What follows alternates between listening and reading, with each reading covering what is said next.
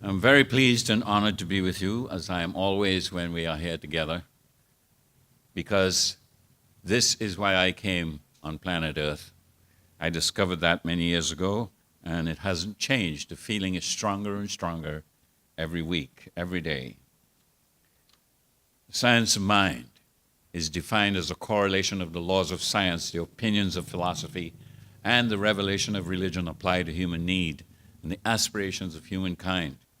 Dr. Holmes says that spirituality is natural goodness, that God is not a person, God is a presence personified in us. When I heard that the first time, I really understood what people meant by spirituality and what they didn't mean, because they didn't understand what spirituality really was. So thank you, Dr. Holmes, and for the great writings that he left us and the wonderful stuff that we get to learn as a result of reading The Science of Mind. So today, our topic is building a powerful prayer. And it's interesting that Sharon came up here and talked about prayer, about doing spiritual mind treatment. That was called prayer in The Science of Mind. But Dr. Holmes in The Science of Mind says this. You see, we are celebrating our 100th year, and I wanted to point that out before I read what he said. He said, a prayer is a movement of thought within the mind of the one praying, along with a definite line of meditation that is for a specific purpose.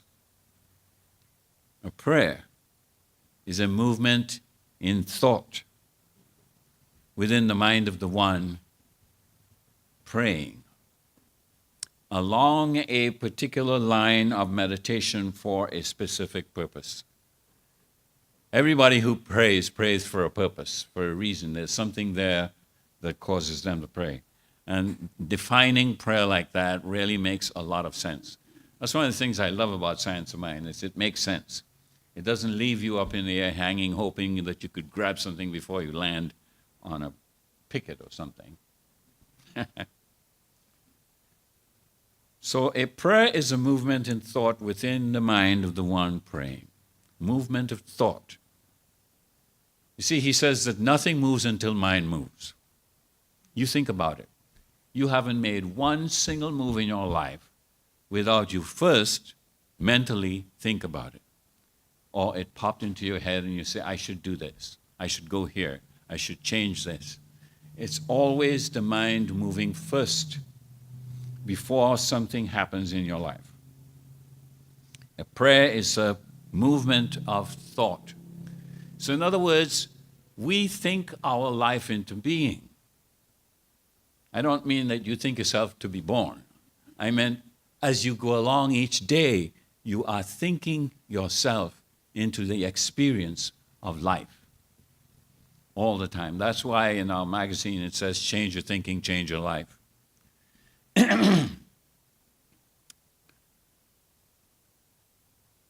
What is mind?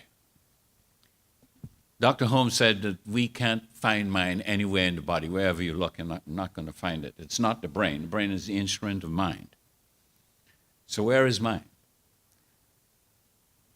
The body is a vehicle through which consciousness uses to manifest something that we can see, feel, smell, touch, and experience it through our five senses. But until consciousness moves mind in the direction of prayer, nothing really happens. He says by mind we mean consciousness. We are now using it. As you think you're using consciousness right now, you're using mind right now. And without that consciousness, without being aware that that's what you are doing, causes you to have experiences that you either are blissful about or hate the moment you thought about it. We cannot locate it in the body.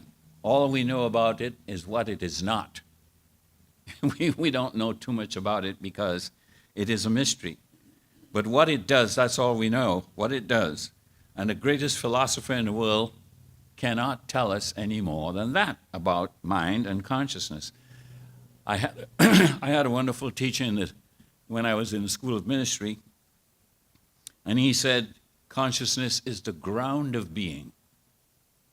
So when you think about that, you are standing on consciousness, breathing in consciousness, living in consciousness. Without consciousness, you don't know who you are. A prayer and a treatment, are they identical? A lot of people ask that question. What's the difference between a prayer and spiritual mind treatment?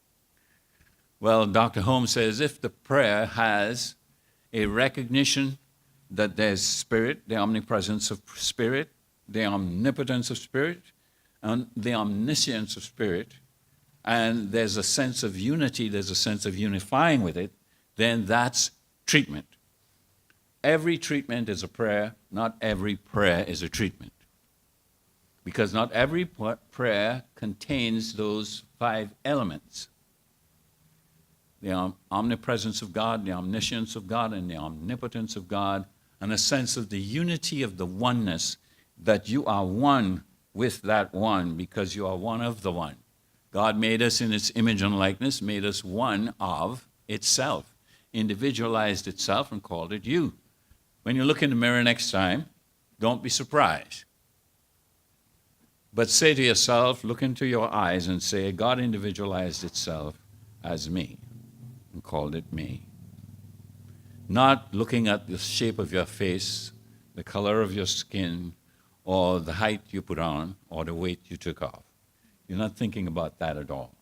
You're simply looking at the eyes to see the soul, to see something deeper than what meets the flesh. I think he makes a vital statement in that question about what is prayer. He says, it is a movement of thought in the mind of the one thinking. Because anything that happens because of the movement of thought. And without the movement of thought, you have nothing happening. You're simply there. The secret of spiritual power lies in a consciousness of one's union with the one God. Now, a lot of people have that problem. One of the main challenges I have discovered over the last 32 years in the ministry, and I've taught at least 2 times a year, I've taught the foundations class. So I don't know, I'm not thinking about how often that was. But one of the main challenges that people have is to realize themselves as an individuation of God. Because we are so trained that we are worms of the dust, that we are undeserving, that God is so far away from us, we'll never learn enough to get to God. And we've bought into that sense of separation. And that's why in spiritual mind treatment, a sense of unity with one makes it a spiritual treatment. We know how to treat ourselves physically, at least most of us think we do. We know how to treat ourselves to an ice cream so that we feel better. But how do we treat ourselves spiritually? How do we give a spiritual mind treatment for our own healing, our own awakening, our own sense of oneness, our own empowerment, our feeling of peace, joy, and prosperity in our lives? Think about what Sharon was saying. She learned how to do spiritual mind treatment. I remember her well in the foundations class. And I reminded her the other day that what she did for her presentation at the end of the foundations class, everyone gives a demonstration of a project that they've worked on during the class. It's 10 weeks. And in 10 weeks, you learn something about yourself. You discover something about yourself. You feel empowered about who you are. You learn to begin an acceptance of oneness, not separation. And so when her turn came to do her illustration, her demonstration of a project, she chose to do a dance. And I had a dance done here one Sunday. We had our chairs set up in a circle, and we had a dancer. He knew how to do interpretive dancing. And that person did a dance to the Lord's, not the Lord's Prayer, I think it was the 23rd Psalm. Did a dance to that. It's always sacred when you see somebody moving, expressing in movement what they're hearing internally by something that stirs them spiritually. So the secret of spiritual power lies in a consciousness of union. So if you pray with a feeling of separation, that is, if you pray a negative prayer, if you pray a prayer that says you're unworthy and God is far away, then that's not a powerful prayer. I'm going to teach with you today how to do a powerful prayer. But I'm only doing part 1 today. I'll do part 2 a week after this coming Sunday, because this coming Sunday we have the picnic. And we'll all be there. I will be there, and I won't be doing a sermon. I'll be doing an answer question period. So in part 1, we're learning what makes a prayer powerful. It's consciousness. How do we use our consciousness to use it in a powerful way when we've used our consciousness all the time to keep us unwell, unhappy, in lack, in a consciousness of separation, in a consciousness of neediness? How do we switch that form of thinking? Well, first let me say to you, all of us is walking around in a mental environment that we have created through our consciousness. In other words, through our constant thinking. What do you think about most of the day? What do you think about most of the time? That becomes the consciousness in which you live. If you live in fear, then you are surrounded by an energy of fear. You are going to experience something fearful. Because the principle is, it's done unto you as you believe. And that's what Jesus taught.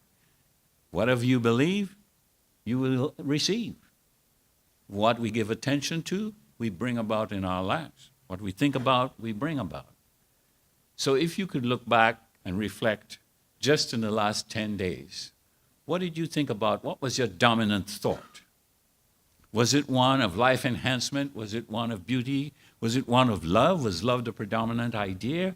Or was it, well, how am I going to make my needs met?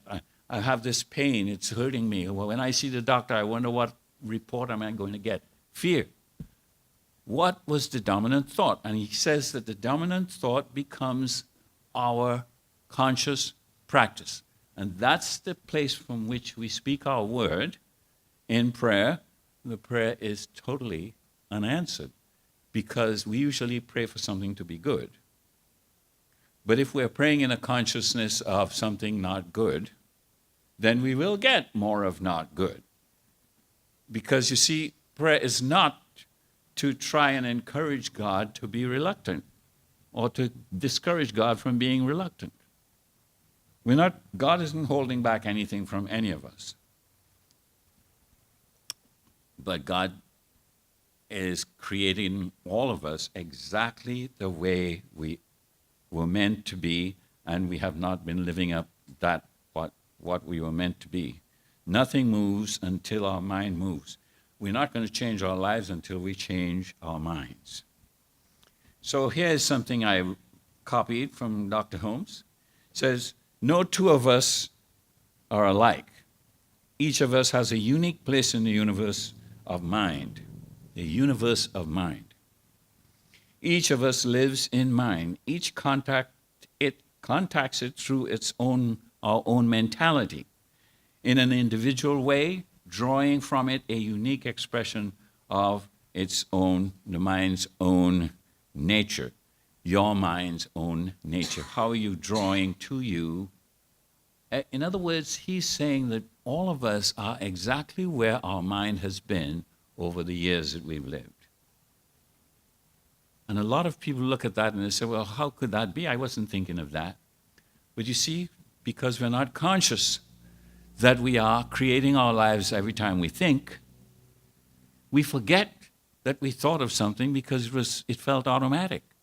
And when you forget that, then you completely unconsciously repeat that over and over and over. And life hasn't changed because our consciousness has not changed. We haven't changed our consciousness.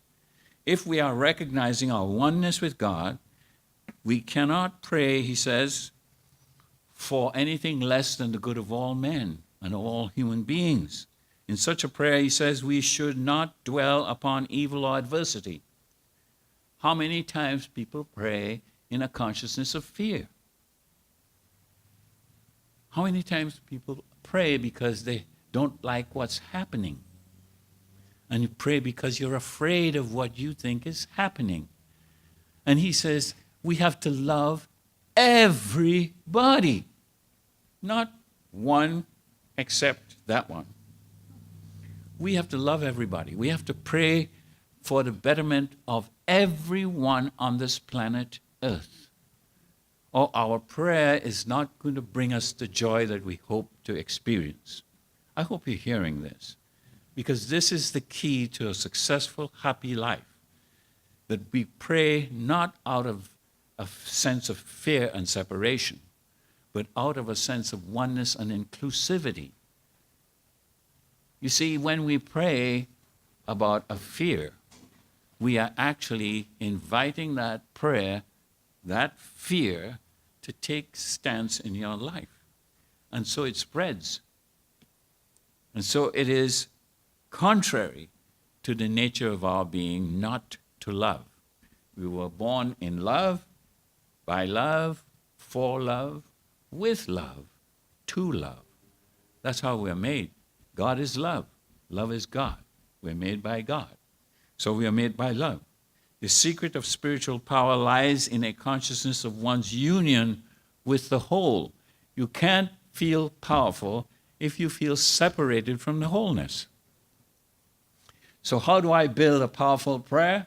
I have to begin to convince myself that I am one of God's creation, and God cannot be separated from its creation. What kind of a God is that would make something that separates itself? If you made something beautiful, do you want to be separated from it? No. So separation is not a healing energy. It's not a healing thought. It's not something that can enhance your life. Separation causes fear. When I think of people who get separated from their families, who have experienced a death or a broken relationship, think of the pain. Think of the suffering people go through. Why? Because that's separation. And we need to pray about oneness, not about separation.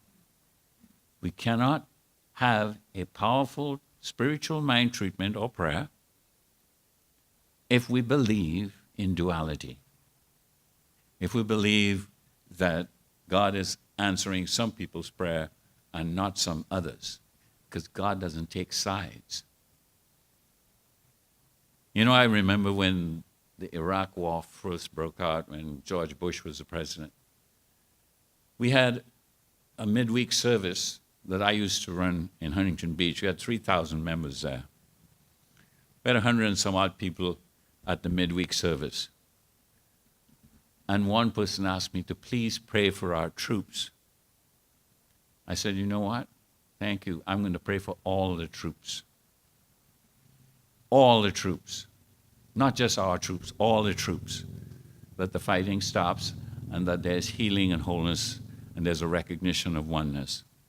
Because separation is what's causing that war. The deep-seated separation is masked over by all the other what-ifs that we put in place. And we fail to realize that what we have done is unconsciously believed in separation and duality. God doesn't take sides.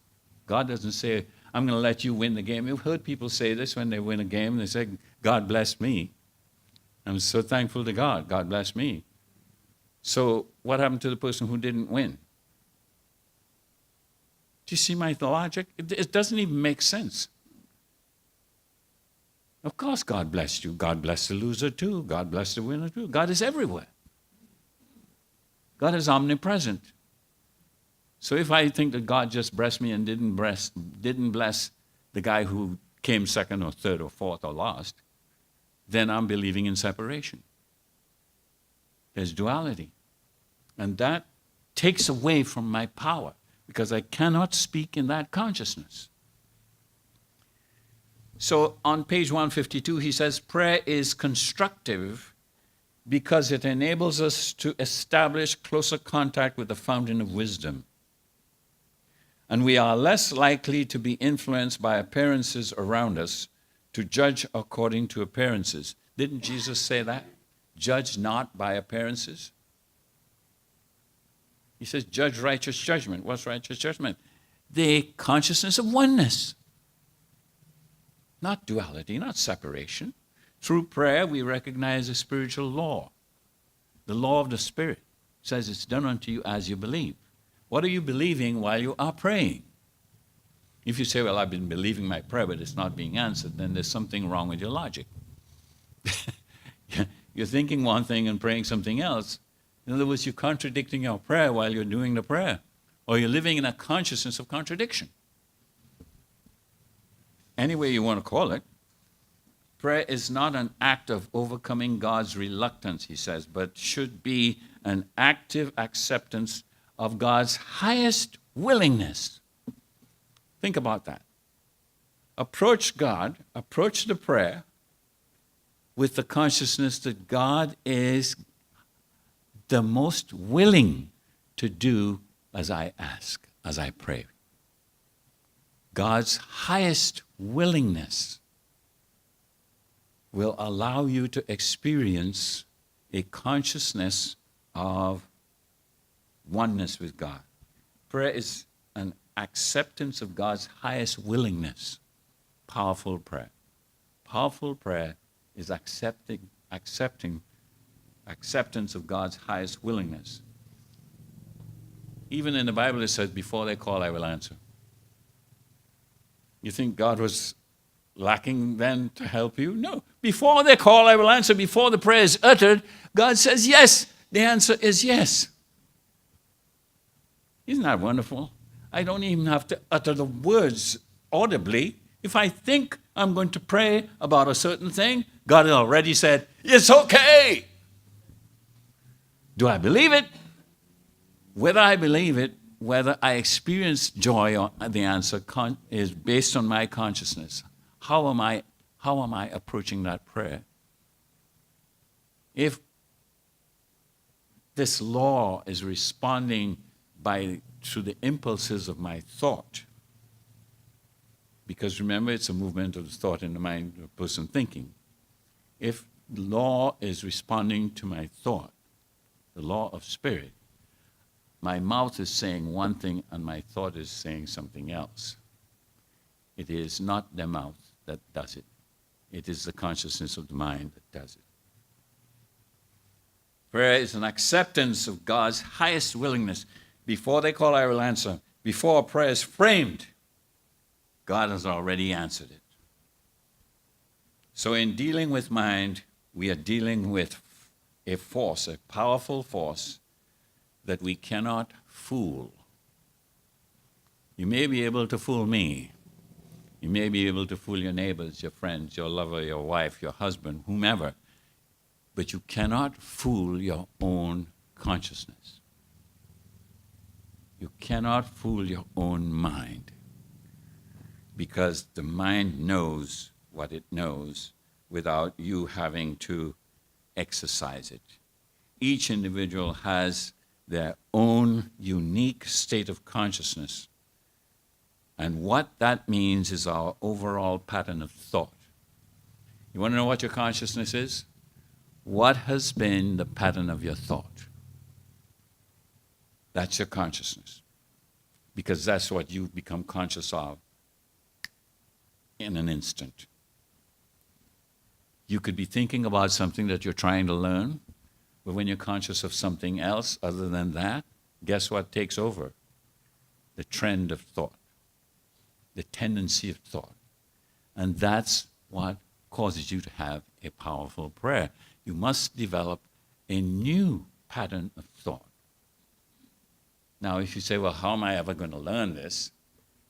One word at a time, one step at a time, one day at a time, because it has taken you all these years to get to a very negative person with your prayer. It doesn't happen in a flash, but with the help of a practitioner, with the help of our community, with the classes that we teach. I've noticed that in the foundations class, around weeks between 6 and week 8, major breakthroughs happen for people. Major. I remember a young woman, she was in the class, and I said, in the opening, I said, I want you to think about something you'd like to change before this class ends. And on week 6, she said, can I say something? I said, certainly. She put her hand up. She said, when I came to the class, I had a deep grief and sadness because my mother and I have not been able to have a conversation for over 2 years. And she said, you know what happened yesterday, the day before class? I called my mother on the phone, and she could not stop talking to me. We talked for 2 hours. 2 hours on the phone, and since then we have not stopped calling each other. So she got the answer to her prayer. She got the support of the class. She got the way the trend of the class itself has a tendency of an exhilarating, enhancing prayer environment. So she was influenced by that, and she believed it and moved and did something. On page 114, Dr. Holmes says, the soul is the seat of memory, the memory of the mind in the individual. It is the creative power within us, creating from the patterns given it and from the memories it contains. So we are constantly rehearsing and repeating the memories that we say we could never forget. People who don't know how to forgive have an unforgiving environment in their mental environment. We're all walking around surrounded by our own mental environment. So there's a soul that is accepted something that's damaging and have not been able to let it go through forgiveness and have allowed that to consume their conscious thinking. So how can a person like that have a powerful prayer? If they're constantly thinking about their hurt and they have not forgiven, they have not let it go, they have not allowed prayer to take it away. See a licensed practitioner. If you're in the audience today and you have an issue going on, we have 6, 7 licensed practitioners here in Connecticut since we started 8 years ago. Who can help you? Who can support you? He says, we gather soul or subjective force as we accumulate the right kind of experience. What are you accumulating in your consciousness? In other words, what do you repeat constantly all the time? What are you adding to that every day you have an experience, you think about it? You are adding to the consciousness, and so it's piling up, either for you or against you. We gather soul or subjective force, soul is subjective mind, as we accumulate the right kind of experience. The law of soul is subjective to the conscious spirit. Tendencies set in motion in soul or subjective life tend to produce like in the objective world. They tend to produce their likeness into the objective world, into the world of the seen, experienced. The experiential world is a manifestation of the subconscious mind or the soul that has accumulated whatever it accumulated. It's going to manifest it in life. So you want to heal your life? Change your mind. Anytime something negative comes in, you say, you don't belong here anymore. I have no room for you. Go away. From the nothingness from whence you came, disappear out of my life and begin to put the opposite thought in, something good, something healing, something loving and anticipatory. There's only one law. The way we use it seems like there are many different laws. No, there's only one law. But we use the law in different ways based on our consciousness. So he says our misuse of it makes it appear that there are many laws. Whatever we think, believe in, feel, visualize, vision, image, read, talk about, in fact, all processes which affect or impulse or impress us at all are going into the subjective state of our thought, which is our individual use of mind. The law is a blind force, and whatever goes into the subjective state of thought tends to return again as a condition. You want to learn how to do a positive, powerful prayer? That's the beginning.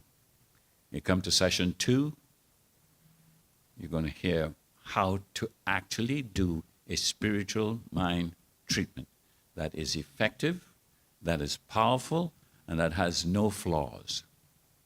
Do you want to learn how to do that? Yes. How come I only saw 5 heads go like this? Not everybody wants to learn how to be powerful in their prayer. Yes. If you want to be powerful in your prayer, I'm going to be demonstrating that next week. Not next week, the week after, because next week we have the picnic. And this means it gives you one more week to begin to talk up to yourself about any negative feelings, thoughts, any habits. Begin to change your mental environment. You're walking around in a cloud of your own thinking. Can't see it, but you certainly can feel it. So wherever you go, that thing is there. You can't get rid of it. You could shake, you could take a shower, you could jump in the ocean, do whatever you like. You cannot. It is there. And it comes from our constant thinking, our mental environment. The law is a blind force, and whatever goes into the subjective state of our thought tends to return again as some condition. Now on page 153, he says, we can be certain that there is an intelligence in the universe. I want you to hear this. We can be certain that there is an intelligence in the universe to which we may come, but will guide and inspire us. A love which overshadows. God is real to the one who believes in the Supreme Spirit, real to the soul that senses its unity with the whole. Begin now, that when you look around the physical universe, begin to say, I'm made of the same stuff, because you are. We're all made of the same stuff. We're all made of stardust. We're all made of planetary dust. Earth to earth, ashes to ashes, dust to dust. That's still true. We are all made of the same stuff from the same one creator, because there's only one mind, and that mind is the mind of God. We are using some part of the mind of God. That's why we are so creative, even if it's creative in the negative way. It has to be because we're using the mind of God to create negative thoughts. And God is so powerful, and God is so willing to create that whatever impulse hits the mind, it wants to bring it to pass. Its nature is to cause something to appear. Its nature is to cause something to come into being. So now I want you to look back in your program that you got this morning as you walked in. And let us look at the affirmation that we stood up and said. And I'd like us to read that again together. Let us begin. Realizing the power of prayer today, I know there is an intelligent, responsive spiritual law that surrounds the universe. This same spiritual law surrounds me throughout my lifetime. It awaits my highest. to powerfully respond in unforeseen ways that honor my faith, my conviction, and acceptance. My faith in this divine ultimate power to bring into manifestation the answers to my prayer is complete and unshakable. Knowing this law is infinite and perfect, I totally release my mental equivalent to its response. And so I let it be, and so it is. Now, do you believe it a little more? Yes. Good. Keep that affirmation with you. Take your seats. Thank you very much. This is a powerful moment for all of us to wake up to the fact that we can have a powerful spoken prayer into our own lives. And when we pray about anybody else, whenever we pray at all, we need to bless every human being, even what we call the worst kind. We need to remember them in love. We cannot afford the result of a negative thought, and especially if it's about somebody else. And I love you. Take your message home with you. Namaste.